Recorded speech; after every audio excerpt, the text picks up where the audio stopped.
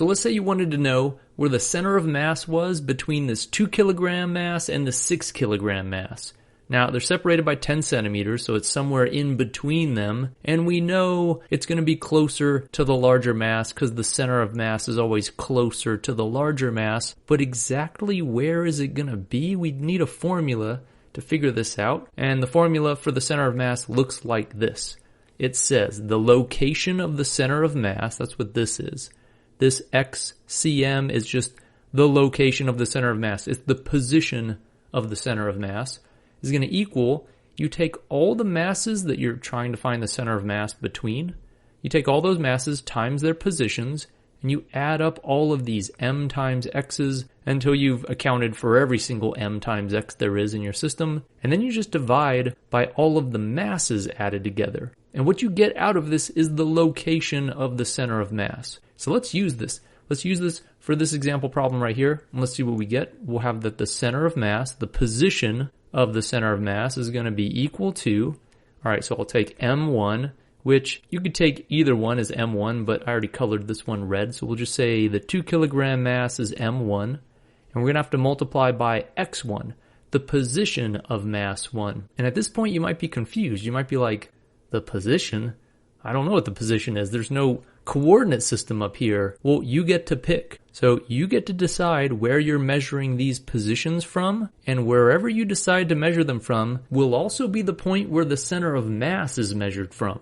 In other words, you get to choose where x equals 0. Let's just say, for the sake of argument, the left-hand side over here is x equals 0. Let's say right here is x equals 0 on our number line, and then it goes this way, it's positive this way. So if this is x equals 0, halfway would be x equals 5, and then over here would be x equals 10. We're free to choose that. In fact, it's kind of cool because if this is x equals 0, the position of mass 1 is 0 meters. So it's going to be, this term's just going to go away, which is okay. And we're going to have to add to that M2, which is 6 kilograms, times the position of M2. Again, we can choose whatever point we want, but we have to be consistent. We already chose this as x equals 0 for mass 1. So that still has to be x equals 0 for mass 2. That means this has to be 10 centimeters now. And then those are our only two masses, so we stop there and we just divide by all the masses added together, which is going to be 2 kilograms for M1 plus 6 kilograms for M2. And what we get out of this is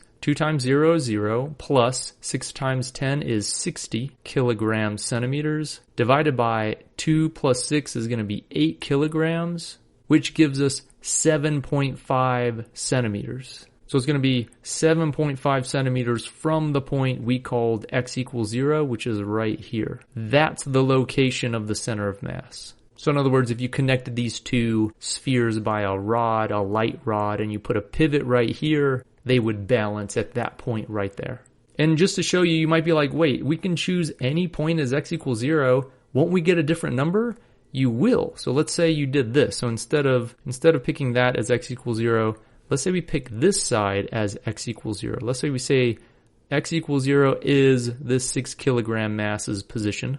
What are we going to get then? We'll get that the location of the center of mass for this calculation is going to be, well, we'll have 2 kilograms, but now the location of the 2 kilogram mass is not 0. It's going to be, if this is 0 and we're considering this way as positive, it's going to be negative 10 centimeters because it's 10 centimeters to the left. So this is going to be negative 10 centimeters plus 6 kilograms times, now the location of the 6 kilogram mass is 0 using this convention, and we divide by both of the masses added up. So that's still 2 kilograms plus 6 kilograms. And what are we going to get? We're going to get 2 times negative 10 plus 6 times 0, well that's just 0, so this is going to be negative 20 kilogram centimeters divided by 8 kilograms gives us negative 2.5 centimeters, so you might be worried. You might be like, what? We got a different answer. The location can't change based on where we're measuring from, and it didn't change. It's still in the exact same position because now this negative 2.5 centimeters is measured relative to this x equals 0. So what's negative 2.5 centimeters from here? It's 2.5 centimeters to the left, which, lo and behold, is exactly at the same point since this was 7.5 and this is negative 2.5 and the whole thing is 10 centimeters. It gives you the exact same location for the center of mass. It has to.